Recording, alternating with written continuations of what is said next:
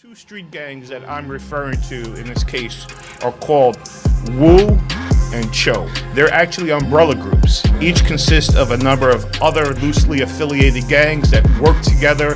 They come together basically to fight each other. Alright, what's up everybody? We gotta talk about the Brooklyn drill scene that's been heating up. Everybody knows the Wu because of Pop Smoke and the rise of Fabio Foreign, who's been on XXL. To fans, the Wu is a rap collective, but in Brooklyn, it's one half of this brutal war for territory that's been going on between the Wus and the Chos. And this has been escalating so much that 2 weeks before Pop Smoke was killed, NYPD took down 34 Wu and Cho members in Brooklyn. After following them for 2 years and building a case, they cleaned house. Now with Pop Smoke and Fabio, the Wus managed to take control of the music scene in New York. The brand was getting worldwide recognition. A lot of the A&Rs at the labels from Brooklyn had direct ties to the Wu, and it got to the point that even the biggest Cho rappers, when they were invited to radio stations, were forced to rap over Wu beats. Brooklyn, we in Brooklyn. I see y'all flex playing. Oh! You know who run this shit though. Big GD shit, word. But with Pop Smoke's murder, the playing field evens out. The Chos are getting more and more disrespectful as they grow in numbers. You got people like Coach the Ghost, who's Pop Smoke's direct rival, signing to Gucci Mane immediately after Pop Smoke was killed, releasing diss tracks poking fun at his death, with Wu rappers sending shots back at him, burning Cho flags and fitteds in their music videos, basically as a declaration of war. Bitch, I am not full. Fuck coach, bitch, I drop Cho. Chevy bread, I'm the top zone. All this has made for a violent year in New York, with the last couple months escalating during the pandemic. Shootings doubled and murders are up by 50%. Now, right now, if you want to rap in New York, you got to attach yourself to one of the larger movements that's going on in the city.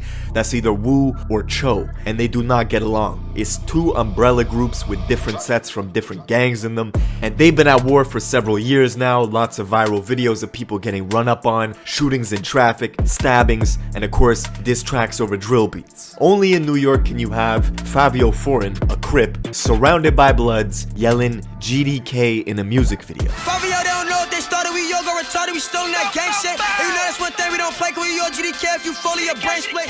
Now the Wus heavily outnumber the Chos in Brooklyn, and it's all happening in Brooklyn. Brooklyn's a big borough, it's got a lot of different neighborhoods with different factions controlling them. For example, Canarsie, that's the Floss, that's where Pop Smoke is from. Big Crip Zone. Bed-Stuy, that's Blood territory. Flatbush, that's a whole mixture. It's got Crips, Bloods, and Gangster Disciples. And the Gangster Disciples are basically against everybody. GDs in Brooklyn, Evansville, niggas started top ops, you feel what I'm saying? We got a lot of drama with everybody, you know what I'm saying? So with that being said, it's like, people took that term and utilizing their own way, so calling themselves big ops. I never heard of this shit before, you feel me, bro? They're small in numbers, they stick together. Essentially, they make up like 90% of the Cho movement, with a sprinkle of Crips and Bloods in there. See, gang affiliation really doesn't mean anything in New York, because the Wus are made up of Bloods and Crips, and their main beef is basically against GDs. It's Fabio Foreign, Mr. Husbands Ever, Big GDK, Top 9, Die Twirl, shooting everything, spinning, nigga, you know what time we on. Now, the Ebbsfield Apartments in Brooklyn is like the stronghold for the GDs. It's been controlled and operated by them for a long time, at least since the early 90s. They are direct descendants of the Gangster Disciples out of Chicago. Their leader was taken down in 2012 and sentenced to 20 years for racketeering, attempt murders, and gun raps. His crew was notorious for armed robberies. They did setups through Craigslist, and of course, shooting at rivals, one of their biggest being GS9. Capsule. Wu Kang, folk shit, nigga. Remember what Bobby Smurda? He rode down the one-way. Niggas remember what Bobby Smurda did? He drove down the one-way. Free the real locs, free GS9, bitch. Let's say this though. Y'all niggas is pussy, free GS9. Those are the Ebbsfield Apartments, and some of the younger GDs jokingly saying free GS9, who they were in a big war with since 2009. Around 2014, GS9 and Bobby Shmurda was the single biggest act in the country. He was the hottest artist in the city, taking over the airwaves. But with all that popularity, it's impossible not to draw attention to the shit that your crew is doing. And fans were oblivious. They had no idea what was going on behind the scenes. The New York police created a rap task force called the Enterprise Operations Unit. It's the same one that took down 6ix9ine, Shotty, and Treyway, who, with the 9 Trey Bloods, were affiliated with Wu. 6ix9ine, of course, was the pivotal witness who turned state in that case, brought down everybody. They also had wiretaps and informants in place for years gathering intel. The Rap Task Force also took down GS9 and Bobby Shmurda several years back in a very public case with like a 63-page indictment. There were phone taps, informants, guns and drug possession, guns jamming while shooting at ops on the block, Bobby shooting into a crowd, Bobby shooting at his own homies who owed him $300, shooting at rival gangs. It was reckless. Bobby's own lyrics directly implicated several GS9 members in crimes they would get convicted for, but the lyrics themselves could not be used in court and was ultimately shut down by the Supreme Court. Nevertheless, the hottest movement out of New York taken down. And while Bobby was standing trial, a high-ranking GS9 member's body was found on the Brooklyn beach, wrapped in plastic bags with duct tape on his face and over 100 pounds of cement covering his feet. Straight Italian mafia shit. This kid's name was Peter Martinez. Allegedly, he owed a lot of people money. He went missing for 3 weeks, and investigators say that the perps basically put his feet into buckets and poured cement in, trying to sink his body. But the job was not done correctly, and they let air in, and his body floated to the surface. When Rowdy and Bobby got locked up, the GDs in Ebbsfield took advantage and started dominating the music shit with this rap clique called the Blickies. They X out the C in the name Blickies because they beef with GS9 and the G-Stone Crips. And at that time, the Chicago drill wave had just ended. So New York took that energy, imported those drill beats from the UK, and made Brooklyn Drill. And before anyone outside of New York knew who Pop Smoke or the rest of the Wu rappers were, it was the Chos who had the strong movement with the Blickies. Kodak Black was out there in Brooklyn often with the Blickies, showing them love early on. Blicky. Hey. Sniper Blicky, man. Blicky the sniper. Yo. Gang.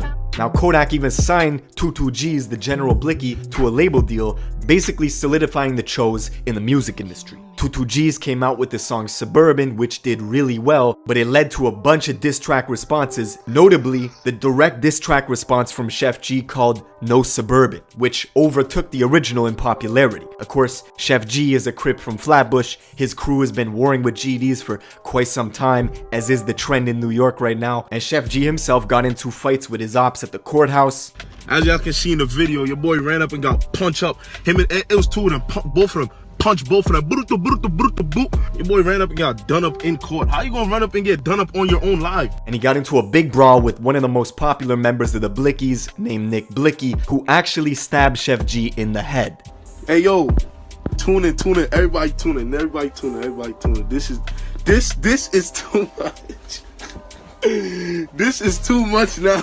Now, Nick Blicky himself had a lot of songs bubbling in the underground with 4 million views, 2 million views. Like, his career was getting hot, but he was also getting into shootouts with Woos in Brooklyn. For whatever reason, couldn't just focus on his career. And just 4 months ago, unfortunately, Nick Blicky was killed. 4:43, breaking news out of Brooklyn, where a popular rapper was shot and killed overnight. Nick Blicky was discovered with gunshot wounds on Winthrop Street.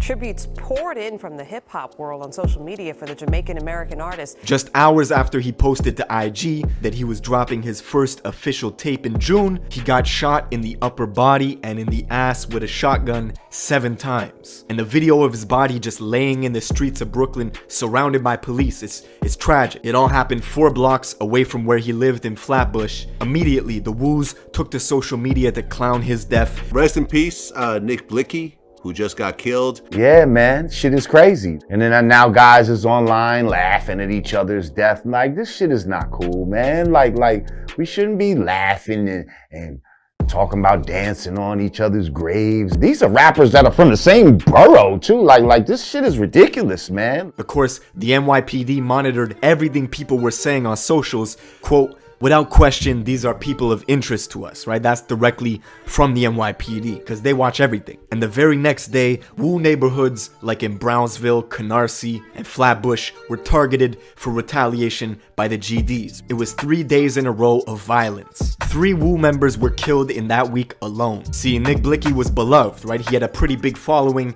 Even the gangster disciples in Chicago were paying respects to him. People like FBG Duck, rest in peace, and other FBG folks were listening to his music on IG Live. He's even got a song with Duck, so the gangster disciple tie is strong from New York to Chicago, and now the Wu rappers are matching that energy, with Fabio Foreign going to Chicago, 264th and King Drive, the mecca of the gangster disciple war, and basically making a music video with King Von, who he's got beef with all the GDs in Chicago, extremely GDK. Love it here. Oh shit, GDK, I was like GK heaven. Now, as for the future of Brooklyn Drill, Pop Smoke is still one of the highest selling artists in America. He's the face of the drill movement even after his passing. Fabio is next in line, but he's got big boots to fill with Pop Smoke's legacy. The fact that his car got shot up a couple months ago in Atlanta is not good news. This year, Bobby Shmurda was supposed to touch ground in December, after 6 years being behind bars, but his parole was denied. Unfortunately, he will not be coming home until 2021.